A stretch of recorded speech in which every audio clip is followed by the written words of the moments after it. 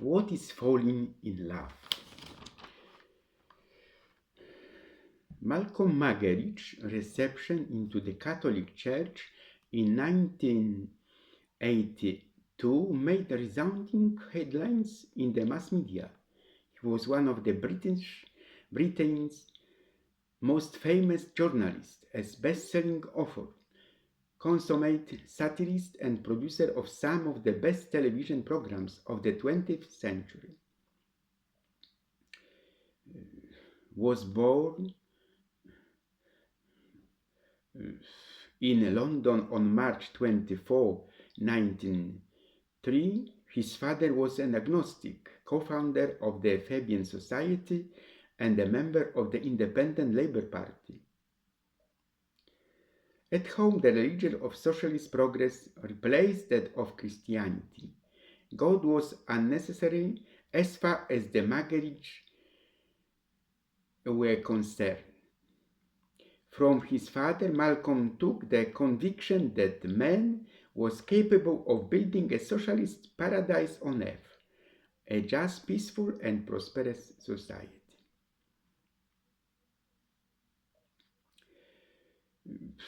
Was both a star of the small screen and a brilliant wordsmith whom many compare to Gilbert Keith Chesterton and Clive Staple Lewis. His conversion was not a sudden event like that of St. Paul, as he stated himself. Until the moment he joined the Catholic Church, he had to fight against something he knew would ultimately captivate and capture him. As a boy, Malcolm, unbeknownst to his parents, acquired a copy of the Bible and read it surreptitiously, as it might have been some forbidden book. Guilt-ridden and shamefaced, he would read the Gospel while making sure that nobody knew what he was reading. His reading of the biblical text brought a mysterious new world previously beyond his ken. He even took the scriptures to bed with him. He would pause over the fragments of text that touched him especially, most of these dealing with the passion and death of Christ. Another book that made a great impression on him at his time was Alighieri, Dante's Divine Comedy. Cambridge began undergraduate studies at Selwyn College in Cambridge. He befriended an influential seminary student by the name of Alec Widler. The two men would become lifelong friends. Thanks to the friendship, Malcolm was able to spend 2 terms in residence in the Anglican Oratory of the Good Shepherd, where he experienced the richness of religious community life. His daily activities included reading the Holy Office, attending divine service, serious intellectual study, and manual labor in the gardens. Malcolm desperately sought help in matters of the faith.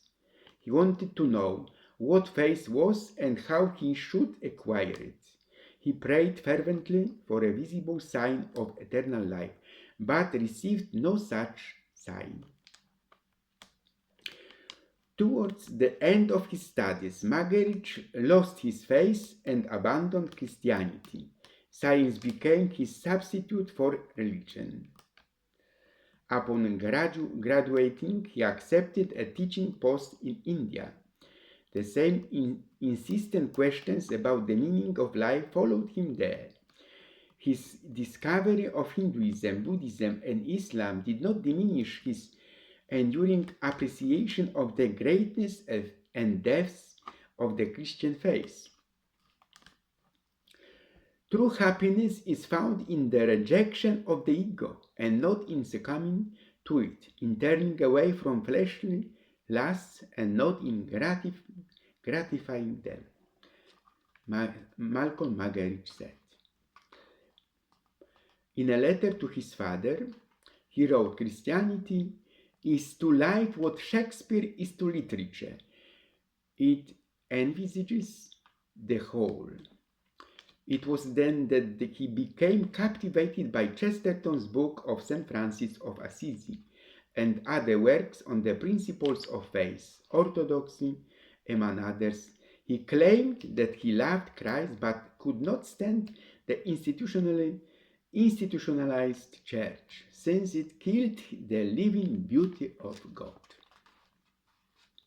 On returning to England, in 1927, Muggeridge taught school briefly in Birmingham, and he married Kitty Dobbs in a civil ceremony in the summer of this year. His wife came from the wealthy family. Like him, she was imbued with socialist ideas. Both considered themselves free from religious constraints, and so their marriage amounted to a contractual partnership that could be broken at any time. Whenever Muggeridge was unfaithful to his wife, he felt guilt-ridden. He felt contempt for his unbridled desires and longed for a pure heart. Later, he would compare the pursuit of selfish pleasure to chasing after a young hind, fleet and beautiful. Hunt her and she becomes a poor frantic quarry. After the kill, a piece of stinking flesh. Quote end.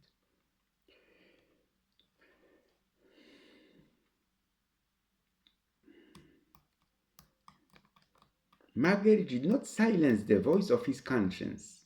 He did not try to justify his marital infidelities or call them good. He preserved a basic honesty and listened to his conscience. Such an attitude, after years of inner struggle, would lead him to faith and reconciliation with God and the discovery of the full truth in the Catholic Church. On January 18, 1962, he wrote in his diary, "The one desire left to me in life is to extinguish in myself every form of selfishness, pride, lechery, cupidity. I want the dying flame of my existence to burn bright and unwavering and not to flicker out to a final splutter of smoke." Quote end. In an interview given in December of 1965, during the time of the Second Vatican Council,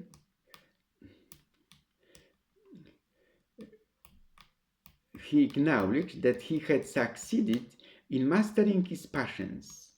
Man must make a decision either to curb his lust or succumb to them. I have conquered mine. Thence began the most beautiful period of Malcolm and Kitty's life together, a period of great peace and happiness flowing from marital harmony. For the first time in his life, while attending the Divine Liturgy Moscow's churches in the 30th years last century, with crowds of the hungry faithful, he experienced the joyous truth of Christ's resurrection. Muggeridge's attitude was not a relapse into Puritanism, rather it was the path to freedom and the full fruition of life. Just now I am in love with abstemiousness, he noted in his diary. One should not give up things because they are pleasant, which is Puritanism, but because by giving them up, other things are pleasanter. And then there were time for transformation. totally imbued with the ideas of socialism in the early 30s, he embraced communism. Upon arriving in Moscow in 1932 as a correspondent for the Manchester Guardian, he was convinced he had come to a land where for the first time in human history there was no exploitation, a country in which equality, justice and happiness flourished. Meanwhile, the European elites continued to rhapsodize over the Soviet Union. Magaric described this phenomenon of blindness, stupidity, and intellectual dishonesty in his novella Winter in Moscow as a peculiar sin of the 20th century. He was one of the few journalists who had the courage to tell the truth. He was the first to inform public opinion of the appalling crime of the Ukrainian famine.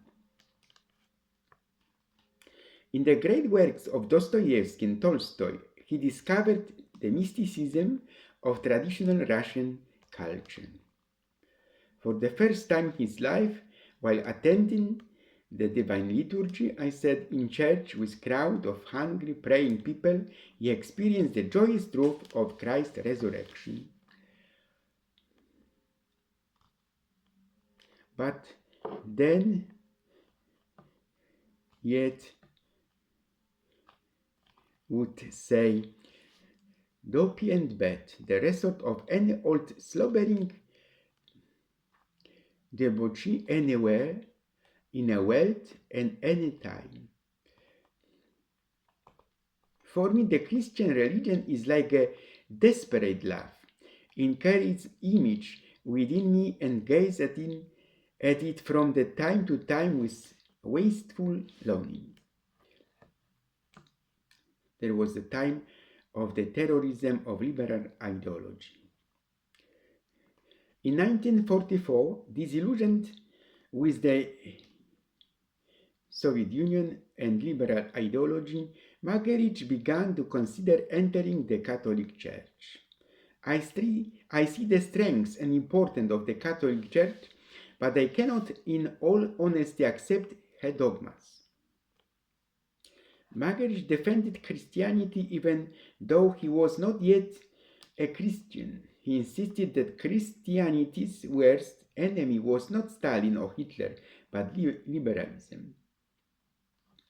He warned that for over 100 years the civilization of death, in the guise of liberalism, had been undermining the foundations of Christian civilization, which defended the dignity of every human person, freedom of conscience and the right to life from the moment of conception to that of natural death.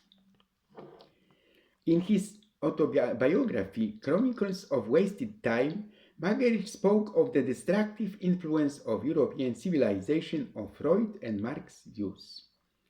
Freud and Marx undermined the whole basis of Western European civilization as no avowedly insurrectionary movement ever has occurred, by promoting the notion of determinism in the one case in morals, in the other in history, thereby relieving individual men and women of all responsibility for their personal and collective behavior.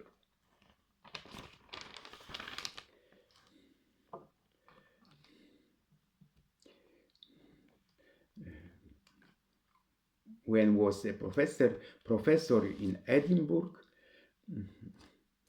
at the University of Edinburgh, he resolutely opposed the demands of the students who called for the legalization of the contraceptive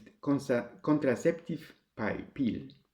In his resignation speech, he derided his students' demands. He compared the moral state of the times to that of the Roman Empire in its period of decadence.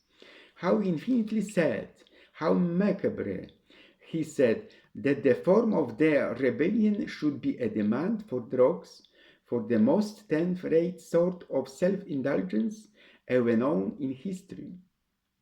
Dopey and bad, he added, the resort of any old slobbering debauchee anywhere in the world at any time.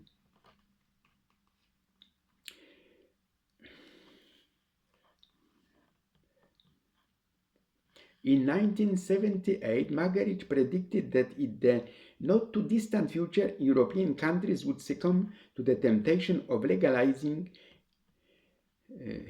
euthanasia as a means of liberating the individual and freeing the electorate from the mounting burden of caring for the sick, the aged, and disabled. He perceptively predicted that while those who had lived through the Nuremberg trials were still alive, it would halt what would become an irresistible pressure to legalize euthanasia, and so on. He underscored the painful fact that abortion and euthanasia represented a kind of humanitarian holocaust which was killing many more human beings than in Hitler's time.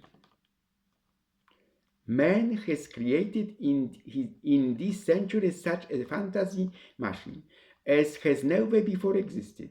Wherever you find yourself, these fantasies are present, suggesting to you that happiness is achieved through carnality, that fulfillment in life is found in worldly success. Malcolm Margaret said. He fought against the contraceptive mindset, defending the sacredness of life from the moment of conception to that of natural death.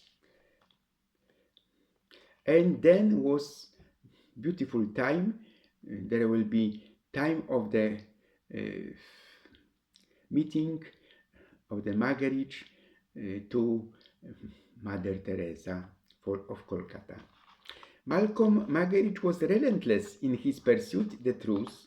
In this quest, he found strong support in the writings of the great convert St. Augustine of Hippo and that 14th century masterpiece of Christian mysticism, The Cloud of Unknowing. But the deciding factor in his conversion was his meeting with Blessed Mother Teresa in the spring of 1969, when he was making a documentary film on the Missionary Sisters of Charity.